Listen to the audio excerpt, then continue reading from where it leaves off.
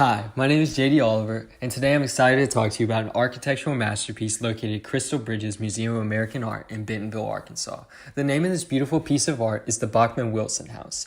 Frank Lloyd Wright is the mastermind behind this home. The first style of architecture Wright used was known as the prairie style, one he invented on his own. This style is known for its long, low, and open floor plan, which allowed for more community within the household. The Bachman-Wilson house does not represent a prairie-style house exactly, though. Instead, it represents Wright's classic Usonian architecture, which comes from an abbreviated version of United States of North America. Wright always looked for ways to help the community with his architecture, which is how Usonian architecture was born. During the Great Depression, people struggled finding affordable housing, so Wright sought a solution. Eventually, Wright came up with Usonian residential architecture that offered a simple yet beautiful living environment. Usonian houses would continue to be designed by Wright for the remainder of his career. As for Frank Lloyd Wright himself, he never ceases to amaze all who knew him and hear about him. Wright was born in Richland Center, Wisconsin on the 8th of June, 1867, and died on the 9th of April, 1959. Wright was eager to build, so at the age of 22, he negotiated a 5-year contract for the loan necessary to build his first house. The first house he built independently for commission was the William H. Winslow House. The Winslow House seems simple compared to Wright's work in the future. However, it drew the attention Wright needed. Wright's work took off from there, and everything seemed to be going smoothly until August of 1914, when Wright's colleague, Mama Borthwick, her 2 children, and 4 others were killed by an attack that resulted in a fire. This fire was intentionally started by an angry employee. This setback in Wright's life eventually led him to creating his first Usonian house in Madison, known as the Herbert Jacobs House. He created this house in 1936 and from this point on specialized in Usonian architecture. Frank Lloyd Wright said this about architects: "The mission of an architect is to help people understand how to make life more beautiful, the world a better one for living, and meaning to life."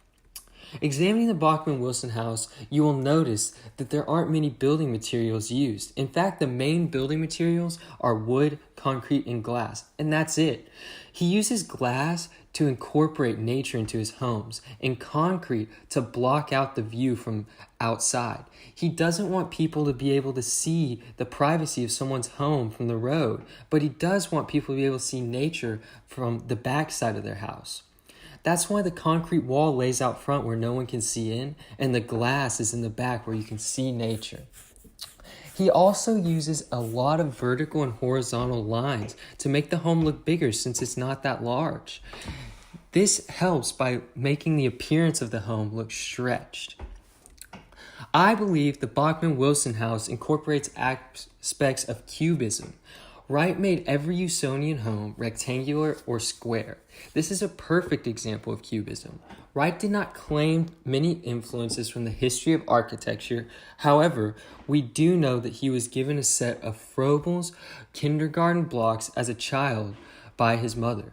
You can see the influence these blocks had on his architecture due to his love for geometric shapes. Wright always searched for ways to make homes more affordable, meaning he removed things like attics and basements while not using many different materials. Wright had no degree in architecture, but he did have a passion to design. And as a boy, he had images of Gothic cathedrals from Europe in his room.